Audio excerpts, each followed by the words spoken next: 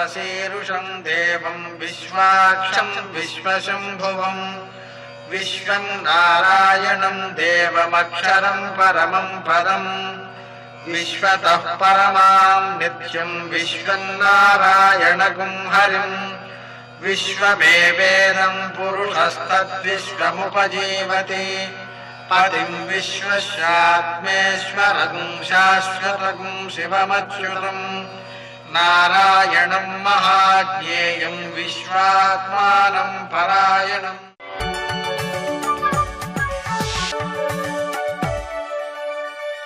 सूर्यशौर्यमथेन्दुरिन्द्रपदवी सन्मङ्गलं मङ्गलम्। मर्कटेश महोत्साह सर्वशोक विनाशना शत्रून् संहर मां रक्ष श्रियं दापय मे ప్రభు। నేటి కాలమాన విశేషాలను గమనిద్దాం. స్వస్తి శ్రీ చాంద్రమాన దుర్ముఖనామ సంవత్సరం దక్షిణాయనం వర్ష ఋతువు భాద్రపద మాసం శుక్లపక్షం మంగళవారం. సూర్యోదయం 6 గంటల 6 నిమిషాలకు, సూర్యాస్తమయం 6 గంటల 22 నిమిషాలకు. తిథి పంచమి రాత్రి 11 గంటల 35 నిమిషాల వరకు. నక్షత్రం స్వాతి రాత్రి 10 గంటల 37 నిమిషాల వరకు. వర్జం తెల్లవారుజామున 4 గంటల 55 నిమిషాలకు ప్రారంభం. దుర్ముహూర్తం ఉదయం 8 గంటల 33 నిమిషాల నుంచి 9 గంటల 22 నిమిషాల వరకు. అమృతకాలం మధ్యాహ్నం 12 గంటల 44 నిమిషాల నుంచి 2 గంటల 32 నిమిషాల వరకు. రాహుకాలం మంగళవారం కాబట్టి మధ్యాహ్నం 3 నుంచి 4:30 వరకు. అష్టకవర్గరీత్యా శుభప్రదమైన సమయం ఉదయం 9 గంటల 40 నిమిషాలకు.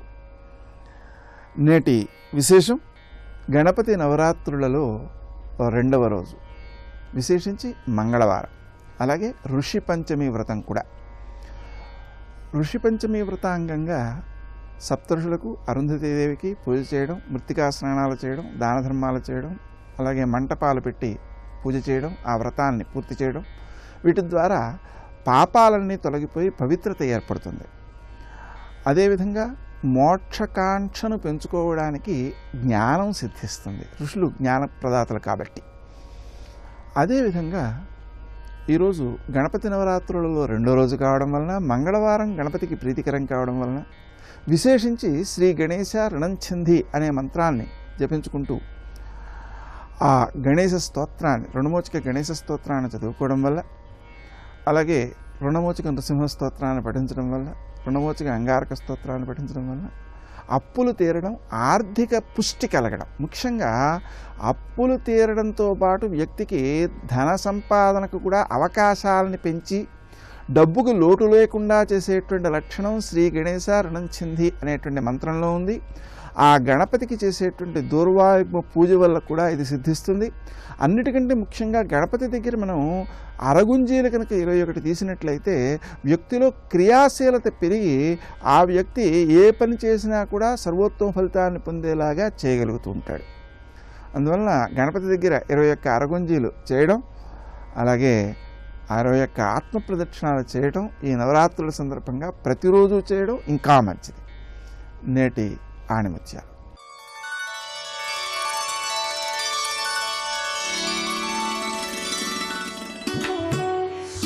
ఇచ్చింది మరిచిపోవడం, తీసుకున్నది జ్ఞాపకం ఉంచుకోవడమే స్నేహం.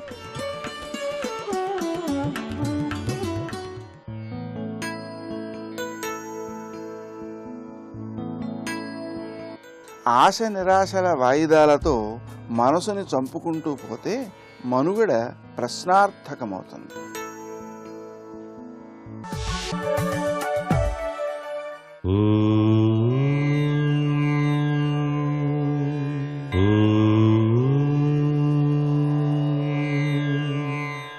వక్రతుండ మహాకాయ కోటి సూర్య సమప్రభా నిర్విఘ్నం కురు మే దేవ సర్వకార్యేషు సర్వదా.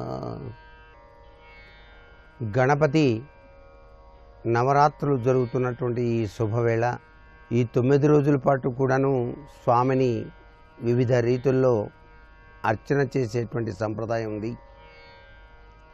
అందుచేత ఈరోజు మంగళవారం మంగళకరుడు గణపతిని ఏ విధంగా గ్రహచార రీత్యా మనం ఆరాధన చేసినట్లయితే సత్ఫలితాన్ని సాధించడానికి ఆస్కారం ఉంటుంది. కుజుడు మంగళకర తత్వానికి సంబంధించినటువంటి గ్రహం కాబట్టి వివాహం కావలసినటువంటి వారు ఎవరైనా సరే ఈ రోజున ఆ గణపతిని అర్చన చేసేటప్పుడు కుజదోష నివృత్తి కోసం తప్పనిసరిగా విఘ్నేశ్వరుణ్ణి ఎరుపు రంగు కలిగినటువంటి మందార పూలు కానీ లేక వివిధ రకాలైనటువంటి ఎరుపు పూలతో కానీ స్వామిని అష్టోత్తర శతనామావళితో అర్చన చేయాలి. అలా అర్చించిన తదుపరి రాగి లోహంతో ఉన్నటువంటి గణపతి విగ్రహం చిన్నది, ఆ విగ్రహానికి గంధం కుంకుమ అలంకరణ చేసి బెల్లం ముక్క నైవేద్యంగా సమర్పిస్తూ ఓం కుజాయ నమః అని చెప్పేసి కుజమంత్రాన్ని కూడాను పఠిస్తూ గణపతి అనుగ్రహం ఎల్లవేళలా కలగాలి, త్వరగా కుజగ్రహ దోషం తొలగి అనుకున్న కార్యక్రమాలు వివాహము సంతానము ఇలాంటివన్నీ కూడాను ఆ గ్రహచార రీత్యా సంభవించేటువంటి లక్షణాలు కాబట్టి ఆ గ్రహం అనుగ్రహం కోసం విఘ్నేశ్వర నీ అనుగ్రహాన్ని ప్రసాదించవలసింది స్వామి అంటూ ఆ స్వామిని అర్చన చేసి స్వామికి సంబంధించినటువంటి ఎరుపు రంగు కలిగినటువంటి వస్త్రాన్ని స్వామికి అలంకరణ చేసి ఉండ్రాళ్ళు 21 నైవేద్యంగా సమర్పించి ఆ 21 ఉండ్రాళ్ళను కూడాను గోమాతకు తినిపించాలి. ఇలా గనక చేసినట్లయితే కుజదోష తత్వంతో ఉన్నటువంటి వారికి కుజదోష నివారణ జరిగి చక్కటి యోగవంతమైన సత్ఫలితాన్ని సాధించడానికి ఆస్కారం ఉంటుంది. ఈ గణేశ నవరాత్రుల సందర్భంగా సర్వే జనా సుఖినో భవంతు.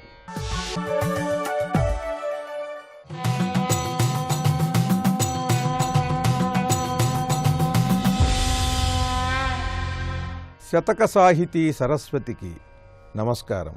అలభండాసురు దున్మ ఏగునెడ అయ్యార్యా మహాదేవి దృక్కులునున్ భర్గుని మందహాసరుచులున్ కూడంగా నీ మూర్తి అయి చెలగిన్ రాక్షస విఘ్నయంత్రచయమున్ చండాడి నీవామెకున్ తులలేనట్టి జయంబు గూర్చితని విందున్ నేను విఘ్నేశ్వరా.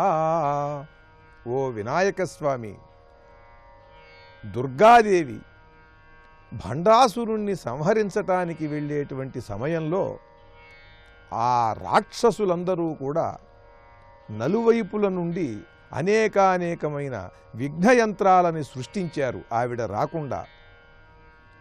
ఆ సమయంలో ఆవిడ తనకు ఆటంకం కలిగిస్తున్న విఘ్నయంత్రాలను చూచి ఒక్కసారి పరమేశ్వరుని వైపు చూసింది. ఈవిడ పరమేశ్వరుని వైపు చూసిన చూపులు, అప్పుడు ఆ పరమేశ్వరుడు చిరునవ్వు చిందించాడు. ఆ నవ్వు, ఈవిడ చూపు, ఆ నవ్వు ఈ రెండూ కూడా కలగలిసి ఒక మహాశక్తి రూపంగా మారి నువ్వు ఉద్భవించావయ్యా. పార్వతీదేవి యొక్క చూపులు పరమేశ్వరుని యొక్క నవ్వులు కలగలిస్తే నువ్వు ఏర్పడ్డావు, నువ్వు ఉద్భవించావు. ఉద్భవించి ఆ మాతృమూర్తికి ఆటంకం కలిగిస్తున్న విఘ్నయంత్రాలన్నిటినీ కూడా నువ్వు క్షణకాలంలో వాటిని భగ్నం చేసేసావు. ఎక్కడికక్కడ ఆ యంత్రాలన్నిటినీ కూడా ముక్కలు ముక్కలు చేసి ఆవిడ దారి చక్కగా సాగేందుకుగాను తోడ్పడ్డావు. అలా నువ్వు విఘ్నేశ్వరుడివయ్యావు. అలా భండాసురుదున్మనేగునెడ ఆ యార్యా మహాదేవి దృక్కులకున్ భర్గుని మందహాస రుచులున్ గూడంగా నీ మూర్తి అయి చెలగిన్ రాక్షస విఘ్నయంత్రచయమున్ చండాడి నీవామెకున్ తులలేనట్టి జయంబు కూర్చితని విందున్ నేను విఘ్నేశ్వరా. ఆ మాతృమూర్తికి జగన్మాత అయిన పార్వతీదేవికి అంతులేనట్టి విజయాన్ని నువ్వు ప్రసాదించావు. ఆ రాక్షసులు ఏర్పాటు చేసిన విఘ్నయంత్రాలన్నింటినీ కూడా భగ్నం చేసి ఈ దుర్గాదేవి వెళ్ళి ఆ భండాసురుణ్ణి సంహరించేలాగా చేశావయ్యా. ఓ స్వామి, ఆ అమ్మవారి చూపులు, స్వామివారి యొక్క నవ్వులు ఏకమైన ఓ వినాయక స్వామి, మమ్ము చల్లని చూపులతో సదా మమ్మల్ని రక్షించు. మేము చేసే సత్కార్యక్రమాలకు ఏ విఘ్నం కలగకుండా మమ్మల్ని అనుగ్రహించు అంటూ పురాణ కథలలో వినాయకుడు అనేకానేక యుగాలలో ఎన్నెన్నో సందర్భాలలో ఎన్నెన్నో విధాలుగా ఉద్భవించాడు. ఈ విషయాలన్నిటినీ కూడా తెలుసుకునేటప్పుడు ఆశ్చర్యం కలుగుతుంది, ఆనందం కలుగుతుంది, కొన్ని సందేహాలు కూడా కలుగుతాయి. ఆ విషయాలన్నిటినీ చాలా చక్కగా పద్య రూపంలో తెలియజేస్తూ అద్భుతమైన శతకాన్ని మనకు అందించిన అద్దేపల్లి లక్ష్మణస్వామి గారి విఘ్నేశ్వర శతకంలోని మరి ఒక పద్యం గురించి రేపు ఉదయం తెలుసుకుందాం. ఓం శ్రీ గణేశాయ నమః. వక్రతుండ మహాకాయ కోటి సూర్య సమప్రభా నిర్విఘ్నం కురు మే దేవా సర్వకార్యేషు సర్వదా. అధర్మాన్ని లోకంలో వ్యాప్తి చేస్తున్నటువంటి వాళ్ళని సంహారం చేయడం కోసం పరమాత్మ అవతారంగా కిందకి దిగొస్తాడు. అలా వచ్చినటువంటి రూపాలలో హేరంబ గణపతి, వరసిద్ధి గణపతి, సిద్ధి గణపతి, లక్ష్మీ గణపతి, మహాగణపతి, ఇలా ఎన్నో రూపాలు ఉన్నాయి, ఎన్నో అవతారాలు ఉన్నాయి. అటువంటి రూపాలలో ఆ విఘ్నేశ్వరుడి యొక్క తత్వాన్ని చెప్పగలగడం అంటే అది అందరికీ సాధ్యపడదు. మహాజ్ఞానులైనటువంటి వాళ్ళు ఉంటారు. ఆ మహాజ్ఞానులైనటువంటి వాళ్ళు చాలా చిన్న శ్లోకంతో, చిన్న పద్యంతోటో అద్భుతమైనటువంటి ఆ తత్వాన్ని ఆవిష్కరిస్తారు. అలా చెప్పగలిగినటువంటి సమర్థత కారణజన్ములైనటువంటి వారికి మాత్రమే ఉంటుంది. వాళ్ళు అందరిలా జన్మించిన వారు కారు, లోకమును ఉద్ధరించడం కోసం వస్తూ ఉంటారు. వ్యాస భగవానుడు, శంకర భగవత్పాదులు, ఒక సాయిబాబా గారు, చంద్రశేఖరేంద్ర సరస్వతి మహాస్వామి వారు, అలాగే రామకృష్ణ పరమహంస, వివేకానందుడు, వీళ్ళందరూ కూడా కోవలో వచ్చినటువంటి మహాపురుషులు. కాబట్టి శంకర భగవత్పాదులు విఘ్నేశ్వరుడి యొక్క తత్వాన్ని చెప్పడంలో సిద్ధహస్తులు, మహానుభావులు, పరమాద్భుతంగా మాట్లాడారు. ఆయన అనేక సందర్భాల్లో విఘ్నేశ్వరుడి గురించినటువంటి తత్వాన్ని ఆవిష్కరించారు. గణేశ పంచరత్నం అని చేశారు ఒక చోట. అది కూడా విఘ్నేశ్వర తత్వాన్ని అద్భుతంగా చెప్తుంది. ఆ శ్లోకాలు చదివేటప్పుడు కూడా చాలా అందంగా ఉంటాయి. అలాగే వారు విఘ్నేశ్వరుడి మీద చాలా చిన్న శ్లోకం ఒకటి చేశారు ఒకప్పుడు. కానీ ఆ శ్లోకం పరమాద్భుతమైనటువంటి శ్లోకం. ఒక్కొక్క విశేషం ఎంత గొప్పగా ఉంటుంది అంటే మీరు ఎంత పుచ్చుకున్నారు అన్నదాన్ని బట్టి ఉండదు. దాని శక్తి పదార్థం ఎంత పుచ్చుకున్నారు అన్న దాని మోతాదు బట్టి కాకుండా దాని శక్తి వలన, దాని పవిత్రత వలన ఒక్క చుక్క చాలు. గంగిగోవు పాలు గరిటెడైనను చాలు, కడివెడైననేవి కరము పాలు, భక్తి కల్గు కూడు పట్టెడైనను చాలు అంటాడు కదూ. అలా గంగిగోవు పాలు గరిటెడైనను చాలు. గోవు యొక్క పాలు ఒక్క చారెడు తీసుకెళ్ళి అభిషేకం చేస్తే చాలు, తరిస్తాడు. మిగిలిన పాలు ఎన్ని పట్టుకెళ్ళి పోస్తే అపచారం అవుతుంది. ఒకవేళ తెలియక అలా పోసాడు అనుకోండి, అది దోషం అవుతుంది తప్పది ఉపచారం అవదు. కానీ ఆవు పాలు అంత శ్రేష్టం. మిగిలిన నీళ్లు ఎన్నో ఉండొచ్చు, నీరు గొప్పదే. కానీ భగవద్గీత కించిదధీత గంగాజలలవ కణికాపీత సకృతపేన మురారి సమర్చ క్రియతే తస్య యమేన నచర్చ అంటారు శంకరాచార్యులు వారు మోహముద్గరంలో. ఒక్కొక్కసారి వారు చాలా పెద్ద పెద్ద స్తోత్రం చేస్తారు, ఒక్కొక్కసారి చాలా చిన్న శ్లోకం చెప్తారు. కానీ ఆ చిన్న శ్లోకంలో అద్భుతమైనటువంటి భావాన్ని పొదుగుతారు. సుబ్రహ్మణ్య భుజంగం అని ఆయన ఒకానొకప్పుడు ఒక స్తోత్రం చేశారు. ఇప్పటికీ కూడా పెద్దలు ఒక మాట చెప్తారు, సుబ్రహ్మణ్య భుజంగ స్తోత్రాన్ని కానీ చదువుకుంటే రోగములు కూడా ఉపశమిస్తాయని. సుబ్రహ్మణ్య భుజంగ స్తోత్రాన్ని ప్రతిరోజు నియమంగా చదువుకునేటటువంటి అలవాటు ఉన్నవాడికి చిట్ట చివర జ్యోతిస్వరూపంతో సుబ్రహ్మణ్యుడు దర్శనమిచ్చి స్కందలోకానికి తీసుకెళ్తాడు అంటారు. అంత శక్తివంతమైనటువంటి సుబ్రహ్మణ్య భుజంగాన్ని తిరుచెందూరు అని సముద్రపుటున్న ద్రవిడ దేశంలో ఉంది క్షేత్రం. ఆ తిరుచెందూరులో కూర్చుని శంకరాచార్యులు వారు రచన చేశారు. ఆయన ఆ స్తోత్రాన్ని రచన చేసేటప్పుడు మొట్టమొదట విఘ్నేశ్వరుణ్ణి ప్రార్థన చేశారు. ఆ ప్రార్థన చేస్తూ బహు చిన్న శ్లోకాన్ని ఒకదాన్ని ఇచ్చారు. అందులో సదాబాల రూపాపి విఘ్నాద్రిహంత్రి మహాదంతి వక్త్రాపి పంచాస్యమాన్య విధీంద్రాది మృగ్యా గణేశాభిధామే విధత్తాం శ్రియం కాపి కళ్యాణమూర్తి. ఈ శ్లోకం నిజానికి అందరూ నోటికి వచ్చేటట్టుగా కంఠగతం చేసుకోవడం చాలా చాలా అవసరం. ఎందుకంటే విఘ్నేశ్వరుణ్ణి ఈ శ్లోకంతో ఒక్కసారి పిలిస్తే కాపి కళ్యాణమూర్తి విధత్తాం శ్రియం అన్నారు. నాకు ఏది కావాలో అది అనుగ్రహించుగాక. ఇందులో సాధారణంగా ఎప్పుడైనా ఒక దేవతా స్వరూపాన్ని స్తోత్రం చేసినప్పుడు ఎలా చెప్తారో అలా చెప్పలేదు శంకరాచార్యుల వారు. ఎప్పుడైనా ఒక దేవతని స్తోత్రం చేశామనుకోండి, సాధారణంగా ఎలా ఉంటుందంటే ఆయన ఎలాంటి బట్ట కట్టుకుంటాడు, ఆయనకి ఎన్ని చేతులు ఉంటాయి, చేతుల్లో ఆయుధాలు ఎలా ఉంటాయి, ఆయన ఎలా కూర్చుంటాడు, చెయ్యి ఎలా పెడతాడు, ఏం చేస్తాడు, ఇవి చెప్తారు. విఘ్నేశ్వరుడి మీద ఎన్నో ప్రార్థనా శ్లోకాలు ఉన్నాయి. శుక్లాంబరధరం విష్ణుం శశివర్ణం చతుర్భుజం ప్రసన్నవదనం ధ్యాయీత్ సర్వ విఘ్నోపశాంతయీత్. శుక్లాంబరధరం అంటే తెల్లటి బట్టలు కట్టుకుంటాడు. విష్ణుం అంటే అంతటా వ్యాపించి ఉంటాడు. శశివర్ణం చంద్రుడు ఎలా ఉంటాడో అటువంటి రంగులో ఉంటాడు. చతుర్భుజం 4 చేతులతో ఉంటాడు. ప్రసన్నవదనం ప్రసన్నమైనటువంటి ముఖంతో ఉంటాడు. ధ్యాయీత్ అటువంటి విఘ్నేశ్వరుణ్ణి ధ్యానం చేస్తే సర్వ విఘ్నోపశాంతయీత్ సర్వ విఘ్నములు తొలగిపోతాయి అన్నారు. సాధారణంగా దేవతలని ఉద్దేశించి చేసేటటువంటి శ్లోకములు ధ్యాన శ్లోకములు కానీ ప్రార్థనా శ్లోకాలు కానీ అలాగే ఉంటాయి.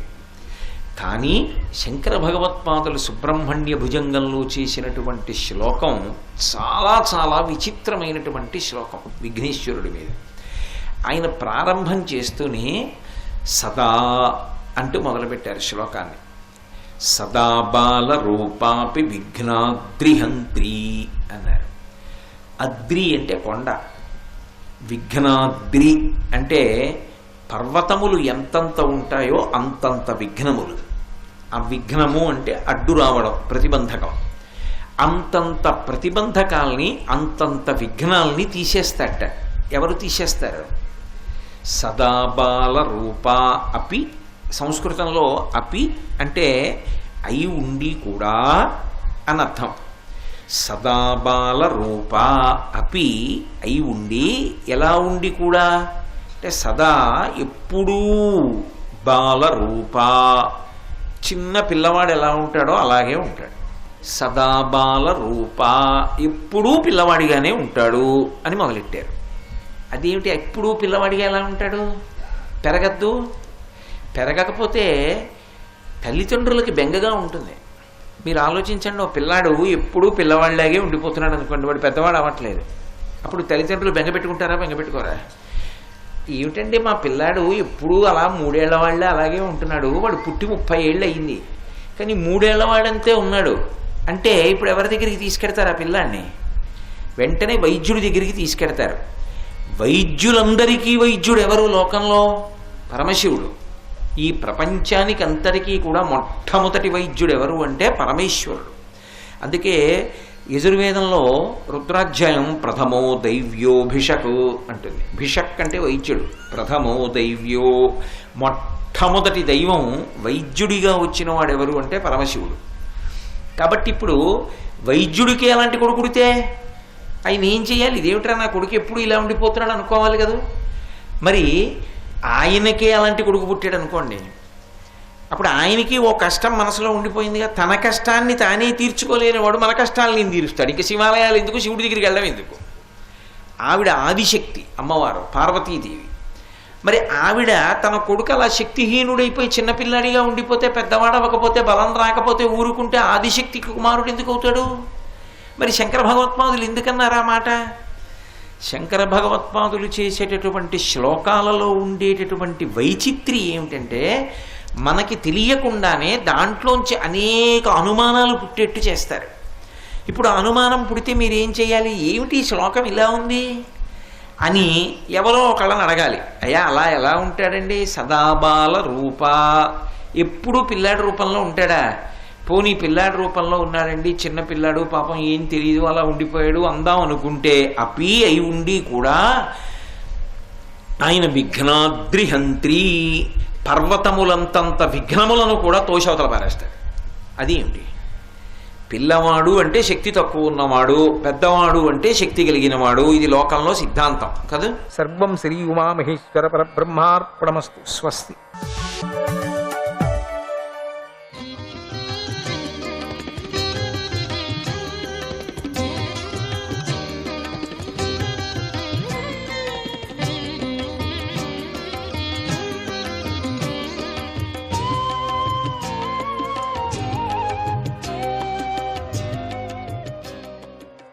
విష్ణవే నమః. ఓ పురుషశ్రేష్ఠ, ఇంతవరకు నువ్వు అడిగిన ప్రశ్నకు సమాధానాన్ని చెప్పాను. ఇప్పుడు శాస్త్రవేత్తలతో ఖచ్చితంగా నిర్ణయించబడిన ఒక రహస్యాన్ని చెబుతున్నాను విను. ఒక మగలేడి చిన్న చిన్న గడ్డి పరకలను తింటూ పూలవనానికి వచ్చింది. అక్కడ ఆడులేడితో కలిసి విహరిస్తుంది. దానికి తుమ్మెదల గుంపు గానం ఎంతో ఎంతో అంటే చాలా ఇష్టం. చెవులు అప్పగించి వింటుంది. ఇంతలో ఇతర ప్రాణులను సంహరించి పొట్ట పోసుకున్నటువంటి తోడేళ్లు అక్కడికి వచ్చాయి. వాటిని అది గమనించలేదు. ఇంతలో ఒక కిరాతకుడు వెనుక నుండి వచ్చాడు. ఒక బాణంతో దాని నేలకు వచ్చాడు. ఇటువంటిదే మానవ జీవితం కూడా గమనించు. ఓ మహారాజా, పైన చెప్పిన కథలో యువతులే పుష్పాలు. పుష్పాలకు యువతులకు లక్షణాలు సమానంగా ఉంటాయి. యువతులకు ఆశ్రయమైన నివాసమే ఈ పూలవనం. వ్యక్తి లేడీతో పోల్చబడ్డాడు. అతడు తాను కోర్కెలు తీరాలని చేసినటువంటి కర్మలు ఫలించినప్పుడు నాలుక, జననేంద్రియము మొదలైన ఇంద్రియాల ద్వారా ఏదో కొద్దిపాటి ఇంద్రియ సుఖాలను అనుభవిస్తాడు. ఈ అల్ప సుఖాలు పువ్వులతో గల తేనె యొక్క పరిమళంతో పోల్చబడ్డాయి. జీవితంలో ఇటువంటి సుఖాల వెంటే వ్యక్తి పరిగెడుతూ ఉంటాడు. వీటి కోసమై ఒక యువతితో స్నేహం చేసి ఆమె యందు దృఢమైన ఆసక్తిని పెంచుకుంటాడు. భార్యాపుత్రాదులు ఎంతో అందంగా చెప్పే కబుర్లు తొమ్మిదల గుంపుల మధుర ధ్వనాల్లాగా ఉంటాయి. అవి అతడి చెవులకు ఇంపుగా ఉంటాయి. అందుచేత అతడు వారి యందు ఎంతో అనురాగంతో ఆసక్తుడై ఉంటాడు. రాత్రి పగలు మొదలైన కాల విభాగాలే అతడి ముందు ఉన్న తోడేళ్ల గుంపు. అవి అతడి మనస్సును నిత్యము హరిస్తున్నాయి. అతడి మనస్సు అంటే ఆయస్సును కూడా నిత్యము హరిస్తున్నాయి. కానీ అతడు ఆ సంగతిని గుర్తించలేకపోతున్నాడు. గృహంలోని భోగాల పట్ల ఆసక్తుడై ఉన్నాడు. వెనుక కనిపించకుండా వచ్చినటువంటి ఆ కిరాతుడే యముడు వంటివాడు. ఆ యముడు దూరం నుండే అతడిని హృదయంలో కొట్టి గాయపరుస్తాడు. అంటే మృత్యువు పొంచి ఉంటుంది, ప్రాణాన్ని లాగివేయటానికి సిద్ధంగా ఉంటుందని అర్థం. ఈ కథలో లేడిగా పోల్చబడనే వ్యక్తివి నువ్వే అని తెలుసుకో. ఈ కథలో చెప్పిన లేడికి నీకు ప్రవర్తనలో ఏ తేడా లేదని గమనించు.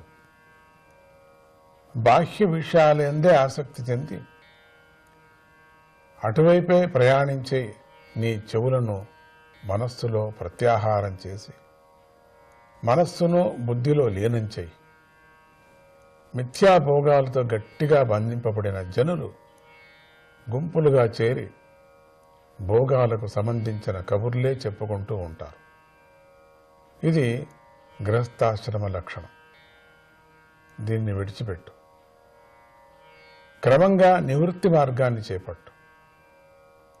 జ్ఞానులు శరణు వేడే శ్రీహరిని ప్రసన్నుణ్ణి చేసుకో అని ఉపదేశించాడు నారద మహర్షి. అప్పుడు ప్రాచీన బర్హిషదుడు నారద మహర్షితో, ఓ మహాత్మా, నువ్వు పూజించదగిన వాడివి. నువ్వు బోధించిన ఆత్మతత్వాన్ని నేను విని దాని గురించి ఆలోచించాను. ఈ కర్మల గురించి చెప్పే పెద్దవారు ఆత్మతత్వం గురించి ఎందుకు బోధించడం లేదు? వారికి దీని గురించి తెలియదేమో. తెలిసి ఉంటే వారు బోధించకుండా ఉంటారా? ఓ గొప్పవాడా, మా గురువులు చెప్పిన దానిని బట్టి నాకు ఈ ఆత్మతత్వం విషయంలో పెద్ద సందేహం ఉండేది. మీరు ఆ సందేహాన్ని పూర్తిగా తొలగించారు. మహర్షులు కూడా ఈ ఆత్మతత్వం విషయంలో భ్రాంతి చెందుతారు. ఎందుకంటే ఇది ఇంద్రియాలకు కూడా గోచరమయ్యేది కాదు కదా.